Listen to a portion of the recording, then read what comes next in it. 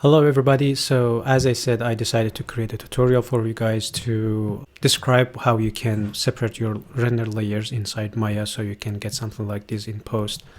As I said, the whole purpose of creating render layers is that we want to have more flexibility in terms of being able to do some post-production process on our animation sequences without, for example, influencing or affecting anything that is not related to that specific shot. So for example, for this specific example, I'm having this animated Vespa model in the scene, and I have separated these into three layers. One for the foreground, which is the tires in the foreground of this scene, and then I'm having another layer specifically for the Vespa, and then another one for the background layers, and also I have included another layer just for the backdrop or my lighting set. This is a very simple example here, but the concept applies to any shots that you might have if you are having some animated objects.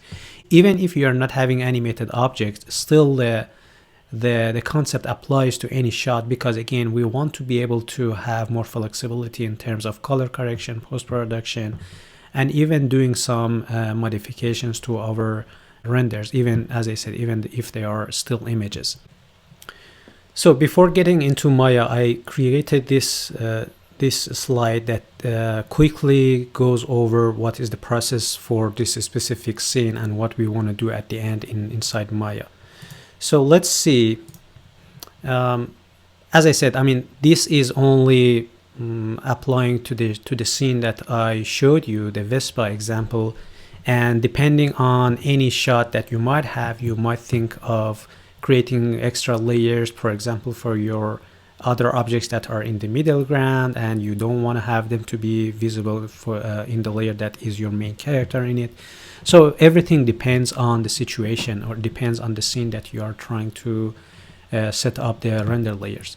However, again, going back to the example that I showed you, I have decided to have at least 7 render layers, 2 for the foreground objects, 2 for the Vespa layer, and 2 for the background objects, and also 1 for the platform or for the set that I have created. And for each one of these layers, I'm having one pass or one render layer for the color or for the beauty information of that specific layer, and one for the shadows. And again, the reason why I'm separating the shadows from the beauty layer is that I want to be able to do some modifications or some final touches on the shadow layers. And also I want to have more flexibility. For example, if I'm not happy with the intensity of the shadows, this way I can inside After Effects, I can lower the opacity of the shadow layer without the need of going back to my 3D scene and reducing the shadow intensity inside my 3D scene and redo the whole render inside Maya. That's why I always separate my shadows from my beauty layers. I'll do the same thing for the Vespa, which is my animated object, and also the same thing for the background objects. For the platform, since it's not going to have any shadow on it, we don't need to have a separate layer for the platform or for the background. So this is the whole brief version of what we want to do inside Maya in terms of creating render layers. Also, we have to make sure that when we are setting up the render layers, we have to do something specifically for each one of these layers depending on what they are due. For example, if we are creating a shadow layer, we don't need to see the objects. We don't need to see their colors. The shadow layer is just supposed to be a black and white layer, so we can multiply it or add it on top of our beauty layer. So when we are creating a shadow layer, we have to, for example, create some overrides on the shadow layer, which means that we have to specifically say that for that shadow layer, we don't want to see any objects. So we will apply a shadow matte shader on all of the objects in that scene, and we just render out that shadow matte information. As well as, for example, for the beauty layers, when we want to create the beauty layers, since we are going to take care of the shadows in another layer, we no longer need to see the shadows inside the beauty layer. So for that reason, we have to create another override for the beauty layers. Whenever we are creating a beauty layer, we have to create an override on that layer and say that any light that we have included inside this beauty layer, we don't want to have them to cast any shadows in the scene. The shadows are going to be created through another layer that we will create as a separate layer. So we will create this kind of override for the beauty layers. We can do some other stuff as well. For example, if we are having some passes for our beauty layer, for example, if we are having diffuse pass or diffuse AOV, and also we are having transmission AOV, and then we are also having SSS AOV for our scene, we can make sure that those AOVs are visible or active or enabled in the beauty layers. However, in the shadow layers, again, we no longer need to separate the passes for the shadow layers. So for the shadow layers, we can create another override that says, okay, in this layer, we don't want to see the AOVs, or we don't want to have the AOVs or passes to be activated. So we will create another override for the AOVs or for passes inside the shadow layer. Also, if you are having an animated scene that some of our objects are animated and some of them are still, we don't need to render out all the sequence of the animation for the, for example, background, which is not animated. So we will create another override for the background elements or for the objects that are not animated, and we will create the override on the frame range on the render, saying that, for example, for the background, we just want to render out one of the frames, which is frame 1, for example, for that specific scene. I'm going to go over all of these overrides with more details when we are inside Maya. So as I said, this is a brief overview of what we are going to do, and let's dig into Maya and see how we can set them up. All right, so this is the scene that I have prepared already. I'm having this backdrop here. I'm having a Skydome with a texture with a HDR texture applied to it, and then I'm having two large aerial lights to create some soft shadows in the scene. And other than that, everything else is just the geometries. I mean, I'm having the Vespa motor, which is animated. I'm having these 2 tires in the front and 3 tires in the background. So when I go back to my camera, I will have this kind of separate layers that some of them are having some overlapping objects on them. So if I play the animation, you can see that the Vespa is having some overlaps on the background tires, as well as these foreground tires are also having some overlaps during the animation. So I have set up this camera, and just to show you what is the final look of this render without setting up the layers, I'm gonna hit render inside Arnold and show you what we are going to see at the end.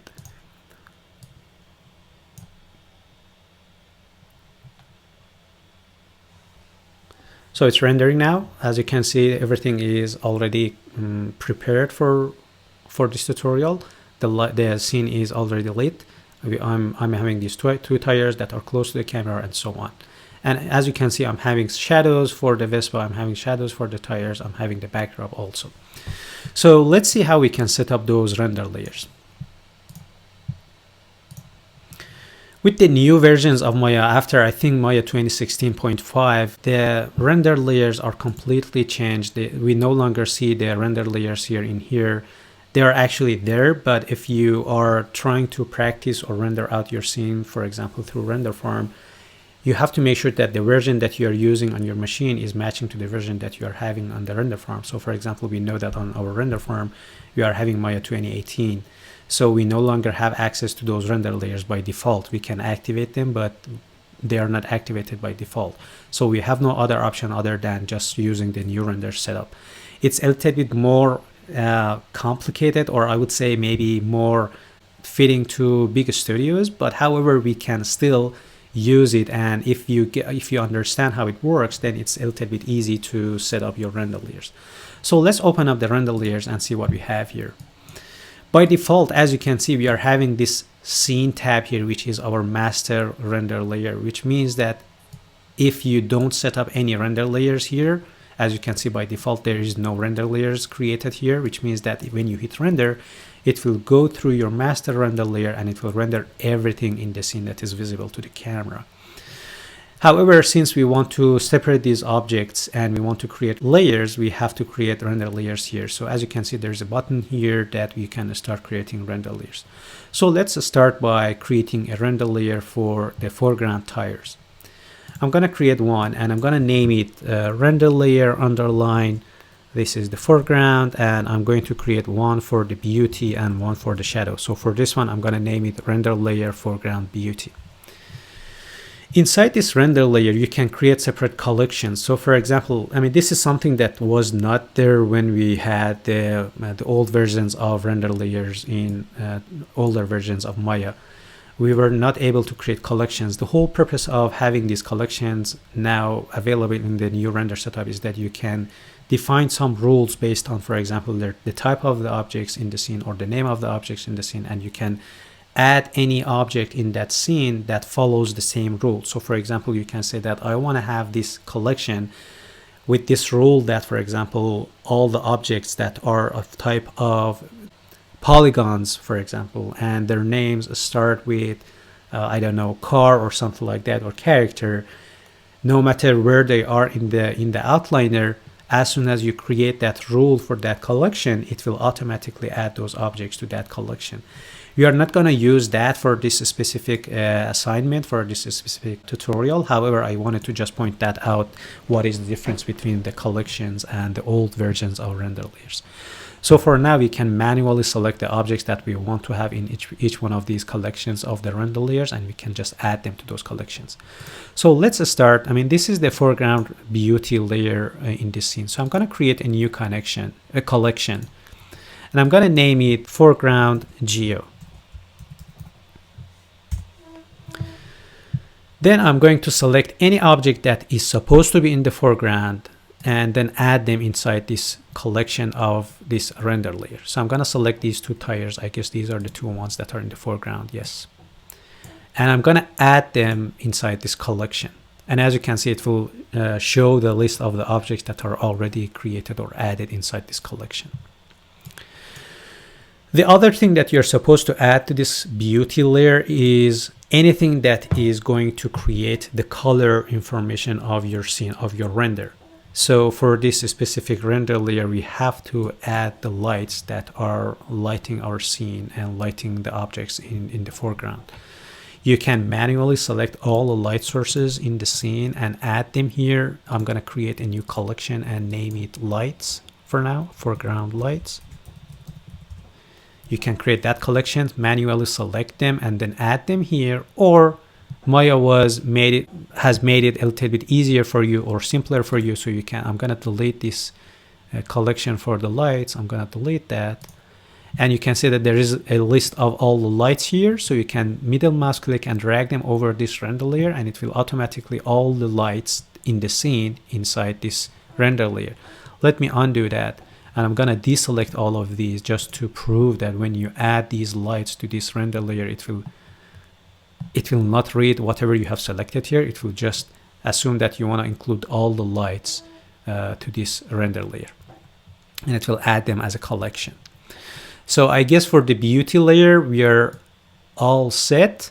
You might ask, do we need to include the background or the backdrop in this layer? No, we don't, because we are going to create another separate layer for that. We don't want to have this backdrop to show up in the foreground, in the middle ground, and in the background layers. And when we put them on top of each other, this backdrop is going to cause some problems. So I decided to separate the backdrop from the actual objects in the scene. So now it's time to test what we have done by creating this render layer. If you hit render, or if you go to your render view and hit render,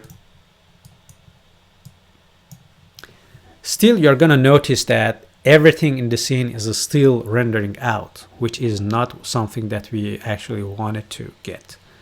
Even though we have set up all these render layers and all these collections, nothing is actually happening in our render scene, in our render view. The only reason we are not seeing the effect of or the result of this render layer is that this render layer right now is not activated. We are not seeing this render layer. We are still seeing the master render layer. This eyeball here is saying that you're currently seeing the master layer. If you want to see what you have inside this new render layer, you can click on this eye, and it will automatically just switch to that render layer, and it will render out anything that is supposed to be rendered inside or through this render layer. And you can see immediately what happened into your workspace. I mean, as you can see, I just switched to this render layer and the Vespa just disappeared, the background tires disappeared, the backdrop also disappeared.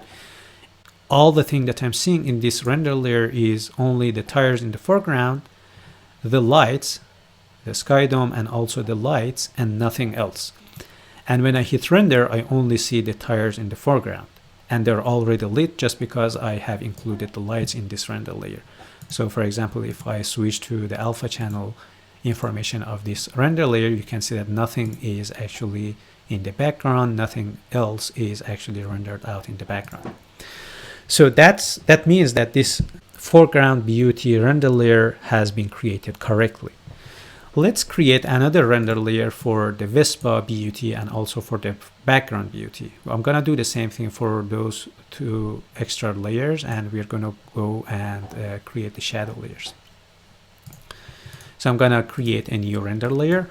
Naming here is very important, especially when you want to render out your whole sequence. Make sure that you're naming your layers with a name that makes sense, because it will actually be the name of your files at the end. So if you are just leaving the layers names as they are, you will get confused a lot at the end of the day. So make sure that you're following a rule for yourself when you're naming your render layers. So this is going to be my Vespa layer, and it's also going to be just the beauty render layer. I'm going to create a collection. I'm going to name it Vespa Geo.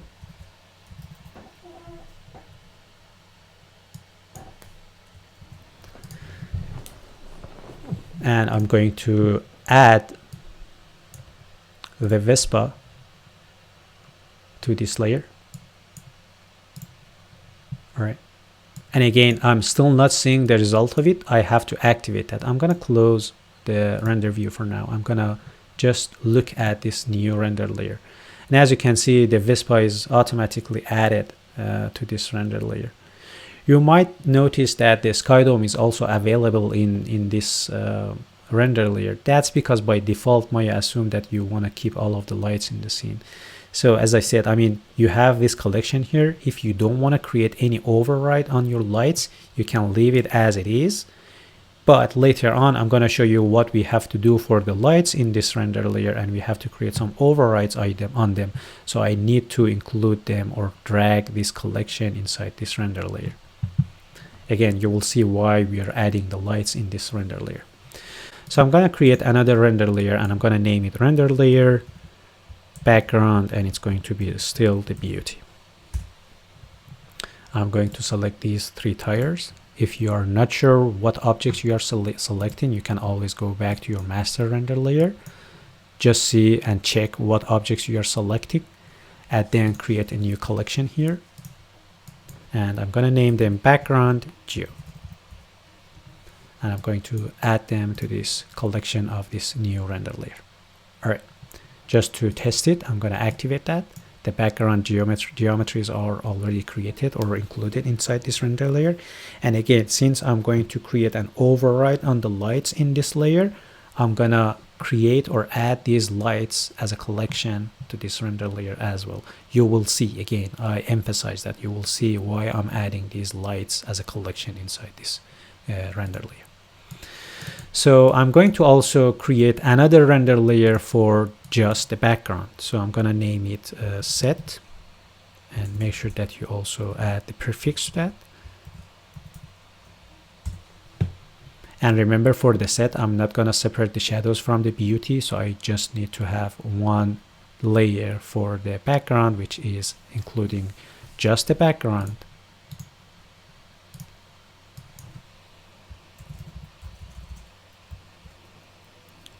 Set geo. I'm going to add it here, and I guess that's it. I think we don't even need to include the lights, because again, there is no shadow. It's just one single backdrop. You can always add that, so let's do that. All right, so for example, this one, I'm gonna test it and make sure that it's created correctly. I'm gonna go to my render view, test it out. Okay, this is the backdrop. Let me save.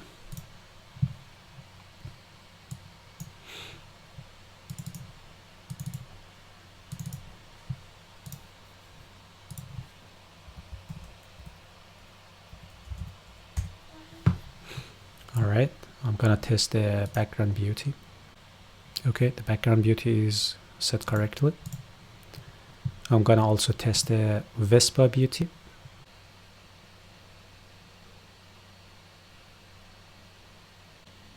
All right, apparently it's also created correctly. Good, and we already tested the foreground beauty. All right, so we have sort of created the beauty layers. Let's also move on and create the shadow layers. The shadow layers are a little bit more tricky. So for any layer that is only about creating the shadows, as I described in the class, for being able to see the shadows, you need to have three main elements. The first one will be the light source. So you have to have a light source to be able to create a shadow. This is the first element. The second element is an object to create a shadow. So the light and the object are going to create some shadows for us. However, if we are having an object that is floating in the air and we are casting some lights on it, there is no other object to receive those shadows. So the third main element of any shadow layer will be a shadow receiver, or I will call them shadow catcher. So let me actually show you these three main elements of a shadow layer. I have already created this slide here. All right, so these are the three main elements for shadow layers. As I said, we have to have a light source to produce the lights and the shadows. We have to have an object, an obstacle to create or cast the shadows, and we need to have a background, a ground, something that actually can receive or catch the shadows. So you have to keep these in mind when you are creating the shadow layers inside your 3D package. So let's create the new render layer, and I'm gonna this time name it render layer foreground shadow. I'm going to add the first element, which is my lights. The second element will be my geos that are going to cast the shadows. So I'm gonna name them again foreground geos. It's gonna add a number to that because I guess, okay, so if I name it geo, it will see it cannot have two same names, and it will add that one at the end of it. It doesn't matter because at the end of the day, you're gonna see the name of the render layers when you hit render and save your file. So this one is fine. So we have the light, we have the objects that are going to cast shadows, and then we are going to have the objects that are going to receive the shadows. You don't need to create a separate collection for the backdrop. They can be all in one single collection. So I'm going to add the backdrop to this collection as well. So this is foreground geo. I have to add the foreground geos into this collection, add, and I'm going to add also the ground layer to that. All right. So now if I see through this render layer, I'm gonna see the foreground objects with the lights and also with the backdrop. All right. We have to do something with that. We are still not done with the shadow layer. I'm gonna move on and create the other three render layers for the shadows of the middle ground and also for the background, and then I'm gonna come back to all of these render layers and show you what else we need to do before starting rendering our scene. So I'm gonna create another layer, render layer Vespa shadow, and another one render layer background shadow. For the Vespa, I'm going to create a new collection and I'm going to add the Vespa, or first I'm going to add the lights. In the geo collection, I'm going to name it Vespa geo, and I'm going to add Vespa. And again, since we need to have a shadow catcher, I'm going to add the ground to this collection too. All right. As well as for the background, I'm gonna add the lights and create a new collection. Name it background geo. I'm going to add these 3 tires that are related to the background, and again I'm going to add the shadow catcher. Alright, just to test it, I'm gonna just see what the background shadow layer now is looking like.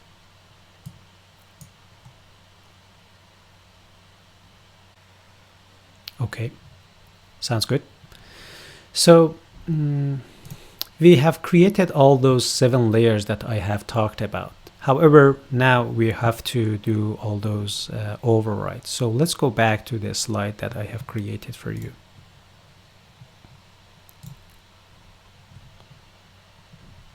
We have created all these 7 layers, and now it's time to create the overrides. Let's start with the beauty layers because it's a little bit easier to understand. As I said, for the beauty layers, we have to make sure that the lights are not casting any shadows, even though we have added into that layer, because the shadows are going to be created on a separate layer. If we forget about turning these off, when we add the shadows on top of this beauty layer that already contains the shadows on it, you will get double shadows in that scene, and it will make the shadow areas to be much darker. So, and we don't have control over the brightness or darkness or opacity of the shadows in this beauty layer because they're all baked into one layer. So the whole purpose of creating the layers again is that we want to have more flexibility. So for the beauty layers, we have to make sure that the lights are not creating any shadows or are not casting any shadows. So let's see how we can create those overrides inside the render setup. Let's go to the Vespa Beauty and show you how we can create those overrides. So first I'm gonna activate or see through this layer because I want to make sure that everything is actually created correctly. So the object that is responsible for creating or casting the shadows in a scene is actually the light. So for any light that you create inside your 3D scene, there is an attribute called cast shadow. Here's the cast shadows. So I mean, even if you're creating a Skydome, still you're having this attribute for the Skydome, which is cast shadow. If you deactivate that, it will have the light's influence inside that scene. It will shine some lights on your objects, but it will not cast any shadows in that specific scene. So we want to disable these cast shadows attributes for this layer. However, if I simply uncheck this cast shadow attribute on these lights here, it will do the same thing. It will just disable this attribute for all the lights in all the render layers. We don't want to do that. We want to say that, okay, leave the cast shadow attribute on or enabled. However, for this specific render layer, temporarily create an override for the cast shadow and turn it off. So when you create an override, you are respecting whatever you have in your master render layer. You are not changing that at all. You are just creating an override for this specific render layer. And you are saying that whatever we have in the master layer or master scene, just leave them as they are. We don't want to change them. We just want to create an override for this specific render layer. So in order to be able to create those overrides, we have to follow some rules. First, you have to make sure that you activate or see through your render layers. Because if you don't do that, whatever you do, it will create that override for any other selected or activated render layer that you have selected or activated in the render setup. So the first step would be making sure that you are seeing through that render layer and you are selecting that render layer. The second step will be creating the override. So there are a couple methods that you can create override. One of them that is more reliable, we can always do that. I'm going to show you that. There are some other ways that you can create those overrides, but for now I'm going to just show you the one that is the most trustable and reliable version or method of creating these overrides. So we want to create an override on the lights in this render layer. So I have activated that, I have selected that, and then I also selected or clicked on this eye on this render layer just to make sure that everything is just happening inside this render layer. I'm gonna right click on the lights, or maybe you can just click on the light and find one of your lights. It doesn't matter which one of the lights, anyone that has the cast shadow attribute on it. Since this is the lights collection, we can select any of these lights, it doesn't matter. Find the attribute that you want to create the override, right click on it, and create absolute override for visible layer. See, this is just creating an override for a visible layer. If you accidentally have not made your layer, your beauty layer activated, whatever you do, so I intentionally created or made this render layer visible.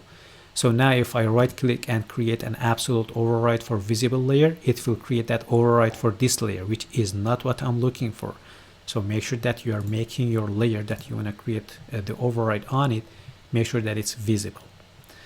So I'm gonna select one of the lights, make my layer to be visible, and right click on cast shadow attribute and create absolute override for visible layer. It will first make your attribute to turn orange, which means that there is an override activated for this attribute. However, we are still not done. We just created an override. We still need to tell Maya what we want to do with this attribute. So by creating that absolute override on this attribute, not only we turned this attribute to be orange, we also created an override here in this render layer. I guess I have made some mistakes here. I'm not sure why it created another collection here. Let's see what I can do. Because right now this override only applies to this area light. So I'm gonna delete that. I'm gonna select the lights maybe. Right click, create override. No.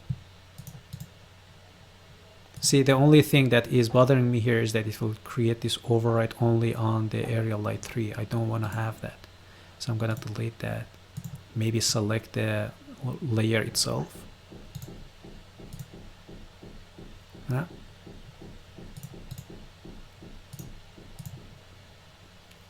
I think I have to go old-fashioned method and just remove this default lights collection and recreate a new collection and name it lights,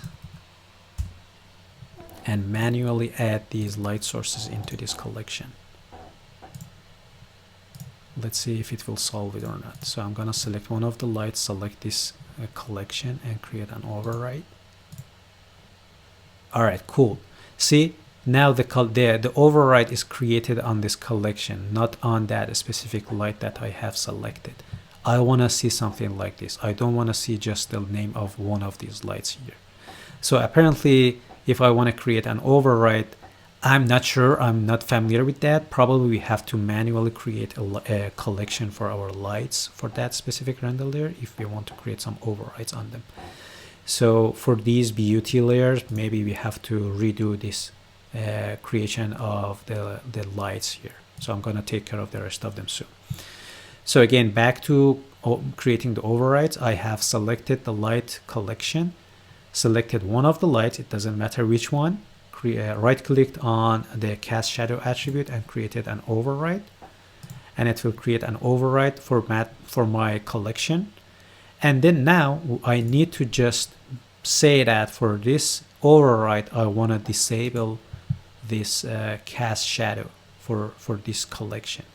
It will turn that off. However, this is just an override, meaning that if I switch to another render layer, you will see that the cast shadow attribute is still activated or enabled. That's only because I have created that override on this specific layer. Okay, this is the beauty of creating overrides. You are not messing up with all the other attributes on all the other collections. You are just doing that override for this specific render layer. So let's test it and see how it will look like. I'm gonna go to my render view.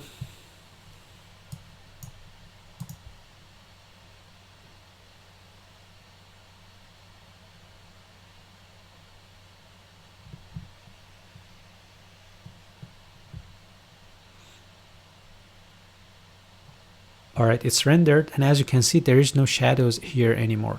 So in order to be able to see the difference, I'm gonna save this, and I'm going to disable this override, or I can simply check on this AI cast shadow for now, do another render. You can immediately see the difference here. I mean, I'm gonna save this as another snapshot, and I'm gonna compare these two together.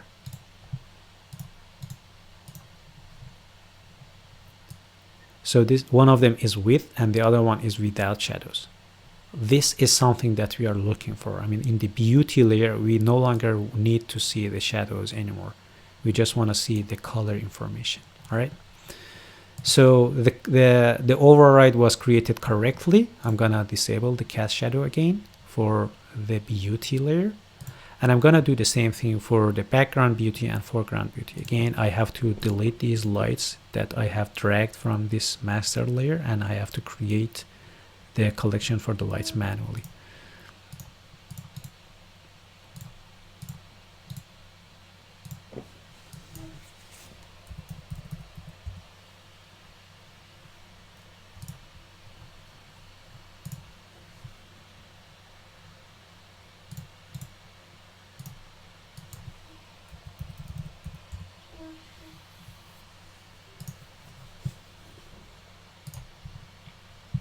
All right, again, since these are beauty layers, I have to do the same thing for all of these. I'm gonna make them visible, each one of them. Make sure that you make them visible. Then find one of your lights, select your collection, right click on the attribute that you want to create an override on, create an absolute override, and go to the override tab here and uncheck the cast shadows for that. Make it visible. This is something that you always will miss, so I keep saying that make sure that your layer is visible. Select one of your lights, create absolute override, go to the override tab and uncheck it. All right, so we took care of the beauty layers already. I'm gonna save this. Now it's time to do the same thing for the shadow layers. For the shadow layers, as I said, we only are interested to see a shadow, not the objects. So let me actually show you what the shadow pass or shadow layer is supposed to look like. This is a typical shadow layer. As you can see, I have enabled the alpha channel information. I mean, this is a default shadow layer. It's going to be black. However, if you enable or see the alpha channel, the information is there. Any place that you're supposed to see a shadow, it's going to be black. Any other place is going to be transparent. So when you put this layer on top of your beauty layer, it will make your final look of your layer, which is the beauty layer and a shadow on top of it. So we are trying to achieve something like this. We need to have the object, we need to have a light source, we need to have something to catch the shadows. However, we no longer need to see the shaders. We no longer need to see the, for example, diffuse transmission or all of those information or passes that are related to the beauty layer. So we need to keep the light source, the object, and the background in the layer. However, we have to create an override that says just ignore all the shaders and just act as they are. The objects are there, but they are not contributing in the beauty pass or in the beauty layer. So let's see how we can create that override for the shadow layers. I'm gonna start with the Vespa because the result is a little bit more visible. Again, we need to keep the lights. We need to keep the Vespa and also the shadow catcher. So you have to have this collection here. However, for the collection that contains the geometries, we need to create an override for the shaders. So I'm gonna right click this time on the collection, create a shader override, and here I can type in the name of the shader that will act as an override, which means that again, it will keep all the shaders untouched in my scene, But for this render layer, it's going to apply this shader that I'm going to create to all the geometries or all the objects that are included inside this collection, and it will just ignore any other shaders that I have already applied to those objects. So I'm creating an override on the shader. So I just need to create a shader that will act as I'm expecting. So I'm going to go to my hypershade. The name of the shader that you are going to create for creating the shadow layer depends on the render engine that you are using. In Arnold, the shader name is called Shadow Matte, I guess. AI Shadow Matte. So I'm going to create that. I don't think you have to do anything on these attributes. You just need to copy the name of the shader and paste it here in the Overwrite shader tab on the collection or on the override that you have created on this collection. So I'm going to paste and hit enter. The connection is made, the override is created, and let's just test it. I'm going to see through this layer. Go to my render view.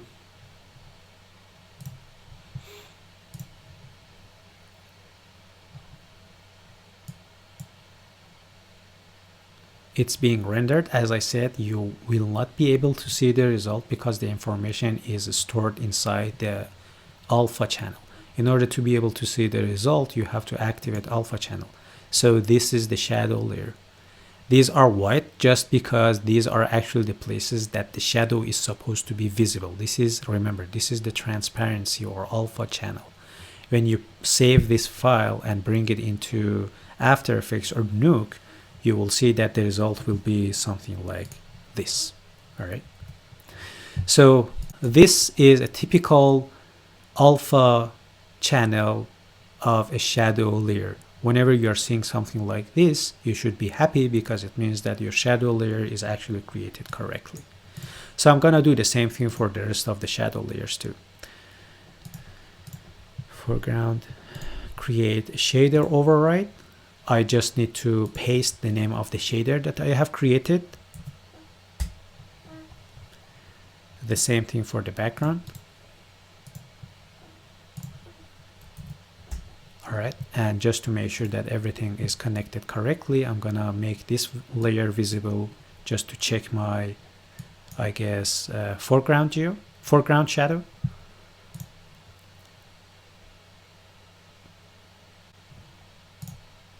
This is the background, I'm sorry. So this is correct. Again, remember, I'm just seeing the transparency information or alpha channel. This is by default the beauty look of your shadow layer. Make sure that you are turning on the alpha channel. Let's also test the foreground.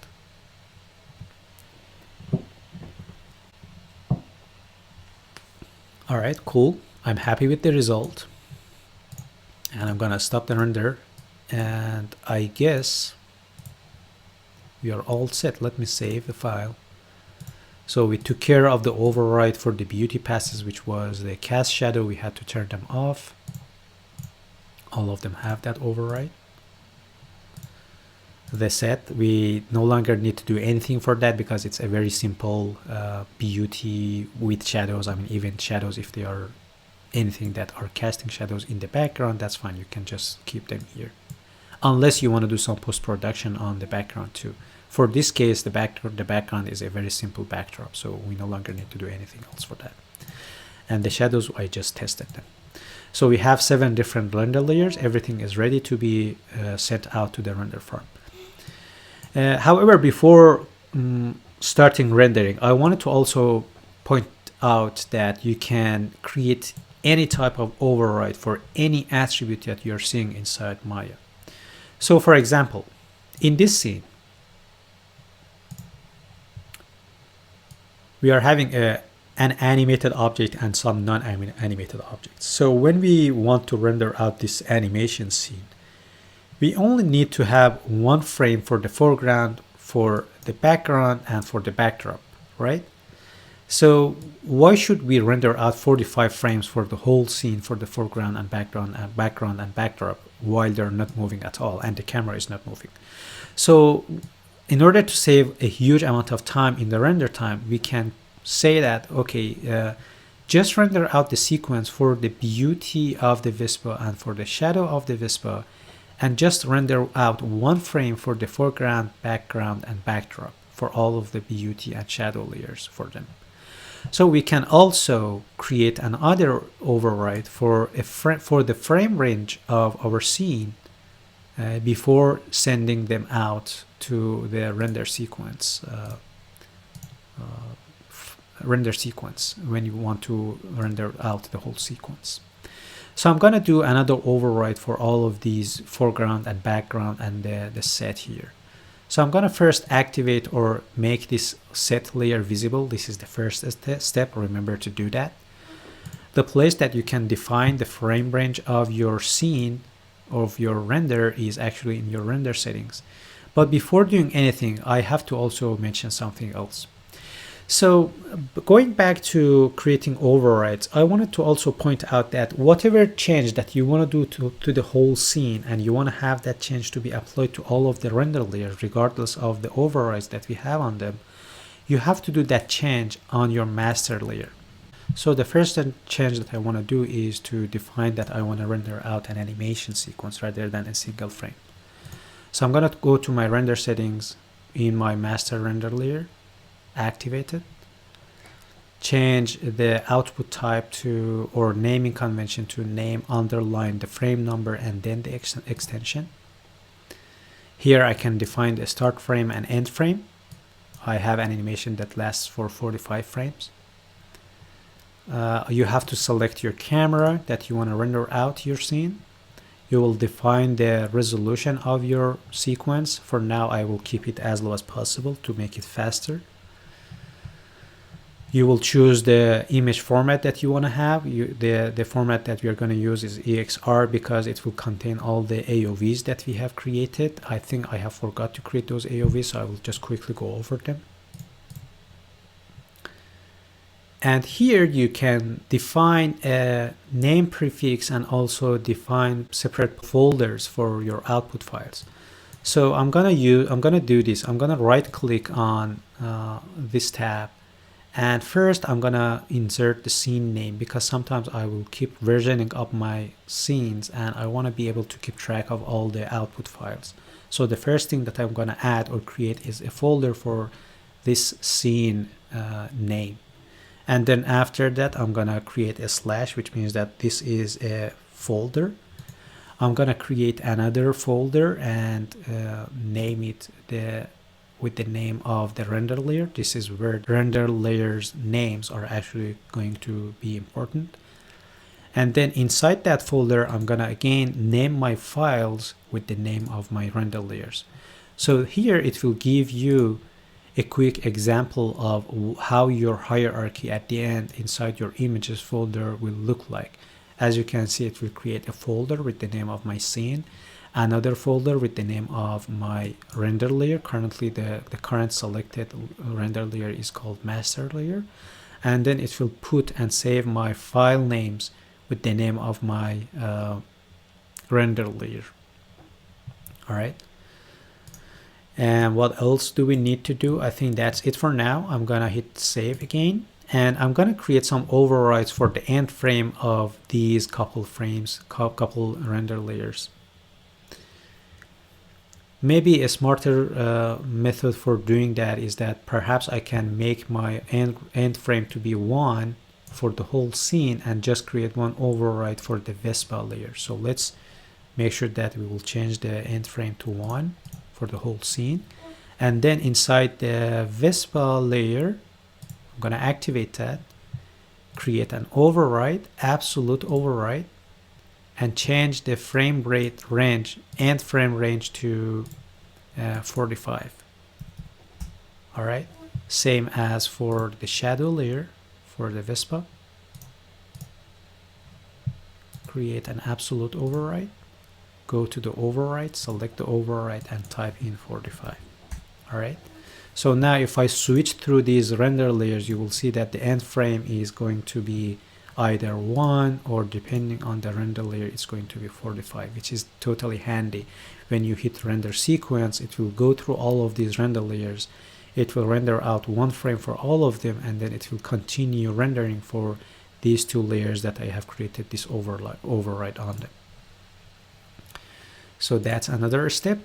And also I have talked about the AOVs for this scene. So I'm gonna go back to my master layer because I want to create some AOVs for this scene. So I have to do that in my master layer.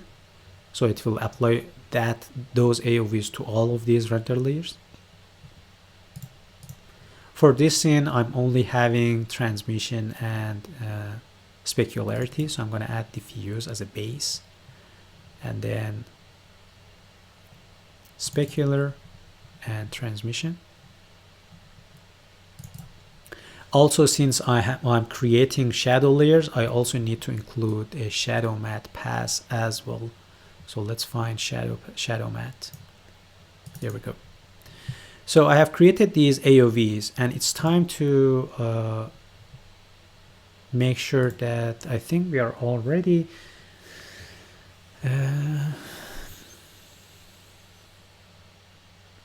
Also, so since now we are creating those AOVs, some of those AOVs are only related to the beauty layer and some of them are only related to the shadow layers.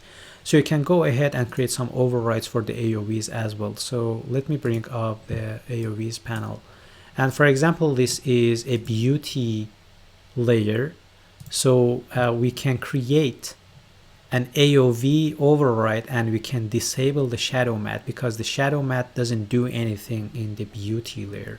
So you can right click, I think on, oh, we have to first activate this. Right click, create an absolute override and select that override, and then I think I have chosen, let me redo that. I'm gonna delete that. Oh, I have to right click on the checkbox here. Right click, create an absolute override and disable that. Okay. So now again, if I switch through these different passes, different layers, you will see that that AOV is being activated or deactivated. All right, deactivated. You will do the same thing for the shadow layers. For example, for this one, I'm going to create an override for the shadow layer. And let's first activate that. And for the shadow layer, we only need to see the shadow matte. We no longer need to see diffuse, specular, or transmission because there is no color information in those layers. So right click on this, create an override, right click, override, right click, override, and go back to these overrides and just disable them. All right. So now if I want to test it, this is my beauty layer. Doesn't have any shadow matte AOV on it, and then I'm having this shadow layer, maybe this one, oh yeah, this one, that I have created the overrides on it, and it only has the shadow matte AOV activated on that. So this way you can save some file size at the end, because for your shadow layers you no longer need to save all of these information. There is no information regarding diffuse or specular, and it will just decrease the size of your file at the end. So you can do the same thing for all of these beauty and shadow layers. I'm not going to do that for now, and you can hit save, and when you are done and it's time to do the rendering, you will go to renderings menu and render sequence, and you will click on it. It will start rendering all of these render layers one by one, and for each one of them it will take into account the overrides that you have created, and at the end it's going to create some folders inside your images folder. Let me actually show you one of the examples. So I had to add also one last thing that is very important when you're setting up your scene for sending them to a render sequence with all of these render layers, is that since we are having all of these AOVs, right now we have to do one more step to make sure that these AOVs are going to be sitting in these render layers. I mean, if you do not do what I'm going to show you, you will end up having different folders for your passes, and each one of these folders is going to contain some folders and some EXR files, and those EXR files are going to be the passes, so they are not going to be merged into one single EXR file. So in order to make sure that all of these passes or AOVs are going to be merged into one single EXR file, you have to go into your AOVs panel, and you have to go to your main original driver, AOV driver, which can be found by clicking on any of these triangles here, these arrows here. It doesn't matter which one you choose. You will click on this arrow here, select the driver, and go to the default Arnold driver. So this is the default driver for all of these AOVs, regardless of the passes names and such, and if they are overridden, or you're having some overrides on them. It doesn't matter, it's just the default Arnold driver here. And then you have to make sure that by default this is unchecked. Make sure that you check it, so you will make sure that all of these passes or AOVs are going to be merged into one single EXR file. This is very important. I'm gonna again show you how you can bring it up. Again, by default this is not enabled, and in order to make sure that all of these AOVs are going to be merged into one file, you have to select your default Arnold driver by either clicking on any of these little triangles in your AOVs panel, select the driver, go to the default Arnold driver, and make sure that the merge AOVs is activated. Let me actually show you one of the examples. So this is an example that I have previously created. This is the folder that has the name of the scene on it, so I can keep track of the versions of my scenes. Inside that folder, it's creating one layer per each one of the render layers, and inside each one of these render layers, it's going to create one file per each frame, and it's going to name them after the name of the render layers. But for example, for the Vespa BUT, since I'm having a range of 45 frames, it will create all of those 45 frames for the BUT of the Vespa as well as the shadow of the Vespa. I'm missing them here, but this is the way that your folder hierarchy will look like. And then after you're done, you're going to bring them into After Effects and put them on top of each other. I'm going to quickly go over that part too. So I think we are done with the Maya part.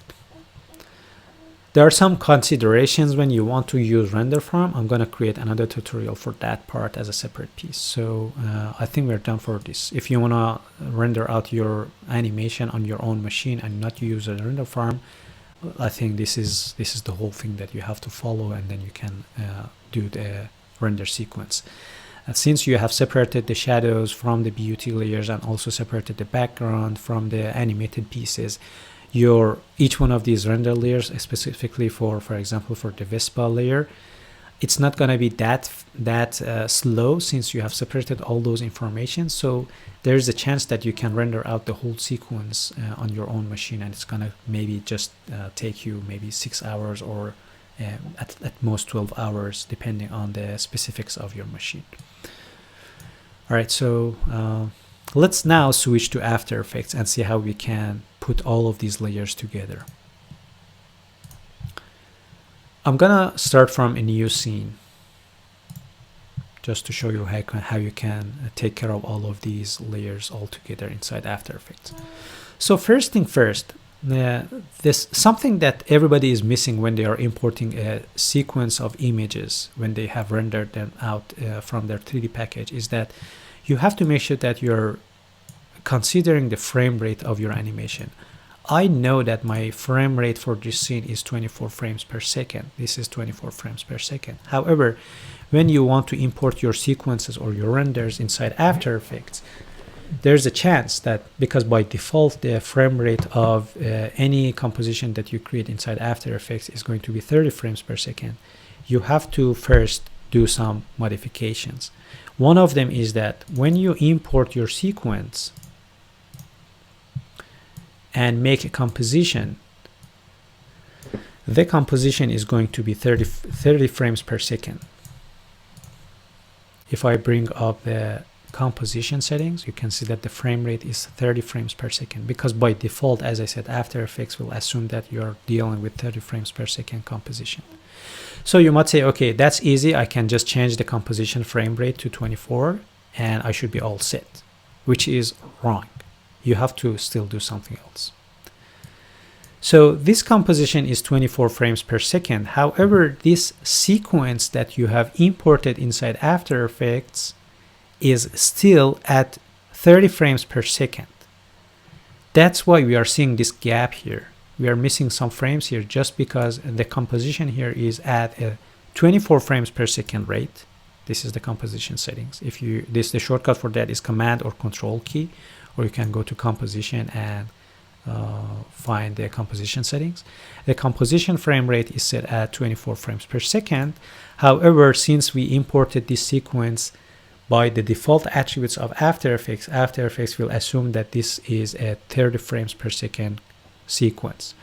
So you have to do something else. You have to right click on your sequence, go to Interpret Footage, Main, and change the sequence frame rate to be 24 frames per second.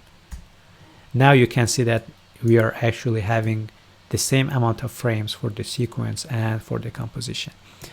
You have to do that for all of the sequences that you import. However, if you are always sure that you are only dealing with 24 frames per second sequences, you can change the default settings of After Effects by going to the Preferences, Import, and here's a sequence footage import default value, which says that whenever you are importing a sequence, it will treat them as a 30 frames per second. This is a totally different property from the composition settings. This is something else. This is the frame rate of your imported sequences. So if you change your frame rate in your composition, it's not going to change this at all. So I'm going to change this to 24 frames per second, which means that from now on, if I import a footage or a sequence inside my After Effects file, it will treat them as a 24 frames per second. Import. So now if I look at the frame rate of this footage, you can see that it's already set to 24. And now if I create a composition based off of this composition, the composition setting is also having the same frame rate with my sequence. All right. So this is my shadow layer. I'm going to import my other layers too, which is the beauty of the background, just one layer. The shadow of the background, one layer, one frame, I should say. The foreground beauty, only one frame. And foreground shadow, only one frame. I accidentally imported the folder. So the foreground shadow, one frame. And also for the set, oops, again, I did it again. The set, only one frame. And now we only need to import the sequence for the Vespa beauty. All right. These two are sequences. These ones are actually one single frames. So we have to build up the final composition here by adding all of these together. So I'm gonna add the beauty layer of Vespa. Apparently I have rendered out the shadow layer with a different resolution, so I know the number for that. You shouldn't do this for your compositions because you are using the same resolution for all of your layers. I'm gonna recreate this composition based off of the beauty pass. Oops.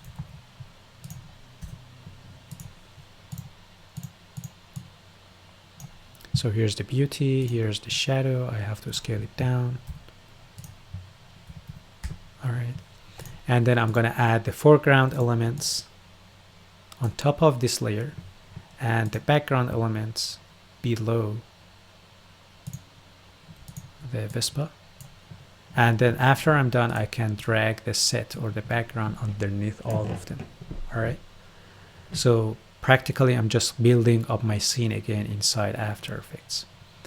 Make sure that the shadows are on top of the beauty layers. All right. And we are almost done. However, as you remember, I also decided to include the AOVs or the passes for each one of the beauty layers. So if I want to extract them and then add them on top of each other, I have to follow the same method that I have described for you for the screwdriver assignment. You have to apply the extractor effect to all of these beauty layers and separate the passes and then add them together. However, since we are going to deal with, I think we have 3 different beauty layers. For each one of them, we're going to have 3 passes, and for each one of them, we're going to apply an adjustment layer for doing gamma correction and so on. It's much easier to do that in separate compositions and then bring the compositions for each one of these layers inside our main comp. So I'm going to create a new comp and name it the main comp, or maybe just let's name this the main comp. And I'm gonna recreate or create different compositions for the foreground, for the background, and for the Vespa layer, and then do all of those separation of the passes inside those compositions. So I'm gonna delete all of these, and I'm going to start with the Vespa, create a new composition. I'm gonna name that Vespa. Inside the Vespa layer, I'm going to add also the shadow on top of it.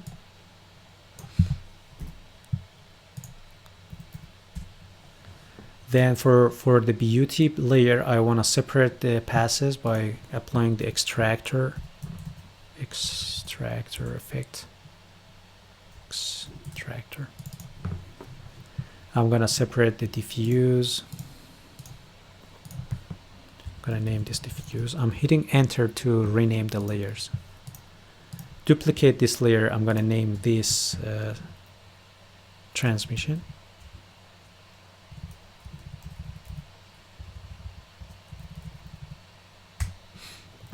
And select the transmission pass here. Duplicate it again. Oops, not the effect, but the layer. And name this specular. And from my passes, I'm going to choose a specular pass. All right. And then I just need to add these 2 layers to the diffuse pass. All right. The shadow is there. I just need to also apply the gamma correction to the whole composition. So I'm going to create a new adjustment layer. I'm going to apply the exposure effect to that. And I'm going to type in 2.2 for gamma correction. All right. So I'm happy with that. And again, the cool thing with having a separate layer for the shadows is that if you are not happy with the intensity of the shadows, you can always lower the opacity of it, or even you can duplicate your shadow and just make your shadow intensity to be much higher. All right. So this is the flexibility that I was talking about. All right. So again, you have more control over the passes here too. So for example, if you want to give it more specular pass, you can duplicate your spec pass and it will give it more shininess to your Vespa. I have to do the same thing for the other layers, for the foreground and the background. So this is the background beauty. I'm going to name this comp to be background. Inside the background beauty, I'm going to add the background shadow. Background shadow on top of it, and I have to separate the passes for the background too, but I'm not going to do that anymore because it's going to take, it's going to be the same thing as the Vespa. But you have to do that. You have to separate the passes for the foreground and background as well. So you have to follow the same steps for that we did for the Vespa. You should do the same thing for the background and foreground. So I'm going to create another composition for the foreground. Foreground shadow. All right, and now it's time to add all of these back together in the main comp. So I'm gonna drag my background, drag my Vespa, and then drag the foreground.